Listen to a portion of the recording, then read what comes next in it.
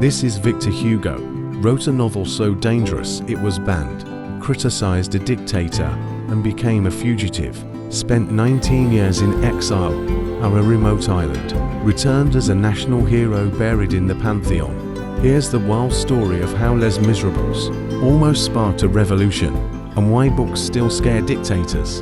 Born into a family of military men, Hugo didn't follow the sword, he picked up the pen. By 35, he was already one of France's most celebrated writers, but fame wasn't enough for him. He wanted change, real change, so in 1848, he entered politics and quickly became a voice for the poor, the imprisoned, and the forgotten, a dangerous position in a country on the verge of dictatorship.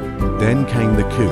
In 1851, Louis Napoleon Bonaparte overthrew the French Republic and declared himself emperor. Most intellectuals stayed silent. Hugo didn't. He called Napoleon III a criminal, a fraud, and a threat to democracy. The regime responded quickly. They issued a warrant for his arrest. Hugo packed his things and fled the country, leaving behind everything he knew. He would not return for nearly 2 decades. Exile didn't break him, it sharpened him. While living on the island of Guernsey, Hugo began writing what would become his most powerful work, a novel not just about one man, but about the soul of a nation. He called it Les Miserables. At its core, it was about injustice, not the kind you read in laws, but the kind you live in poverty, in prison, in the eyes of the hungry.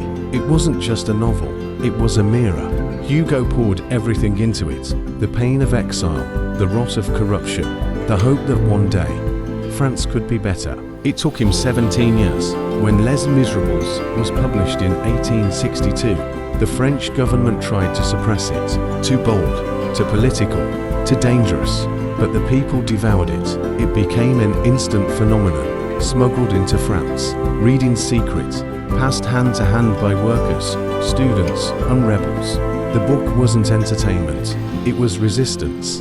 When the empire finally collapsed, France begged Victor Hugo to come home. And when he died in 1885, over 2 million people filled the streets of Paris, not for a king, not for a general, for a writer. Les Miserables wasn't just a story, it was a weapon, a quiet rebellion in hardback. That's the power books once held, and still can when written with truth and fire. If you believe literature can still shake the world, you're in the right place.